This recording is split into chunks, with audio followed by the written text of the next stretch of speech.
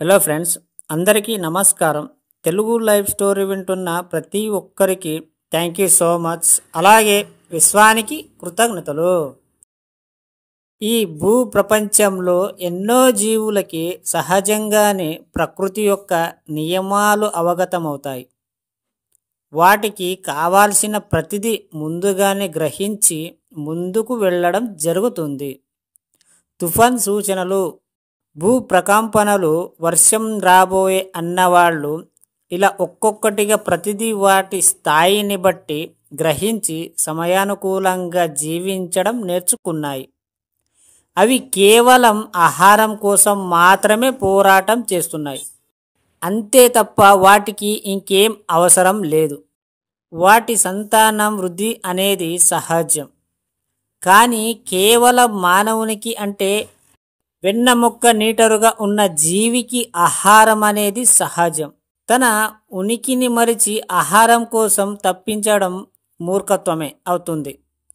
ఎందుకంటే ముందుగా తన జన్మ కొరకు తాపత్రయపడుతూ ఇక్కడ ఎందుకు జన్మ తీసుకోవాలి అనే ఆలోచనతో పాటు తన జీవితం ఎందుకు దుర్భరంగా మారింది అనే దానిపై ఆరా తీస్తూ దాన్ని సక్రమైన పద్ధతిలో ఎలా తీర్చిదిద్దుకోవాలనే ఉత్సుకతతో ముందుకు సాగడం అనేది విషయాన్ని గ్రహిస్తే అడుగులు వేయక తప్పదు.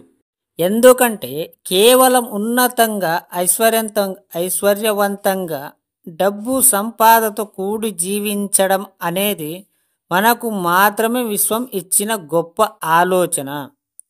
కాబట్టి రోజువారీ అవసరాల గురించి కాకుండా జన్మాలకు సరిపడ డబ్బు సంపద కొరకు ఇక నుండి విశ్వముతో అనుసంధానమై జాగృత అవస్థలో ముందుకు వెళ్ళే ప్రయత్నం చేయండి.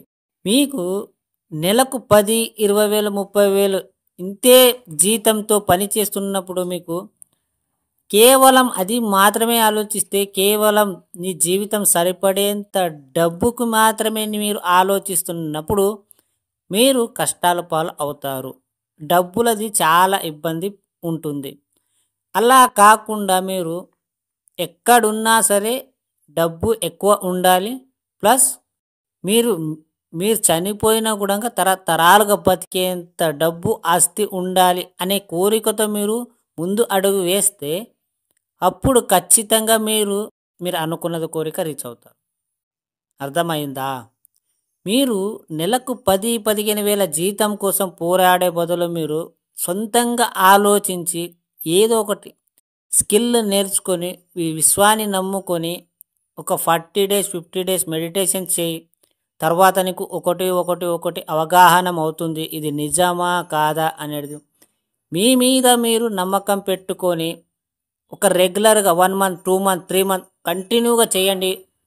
ఒక టైం టేబుల్ పెట్టుకోండి.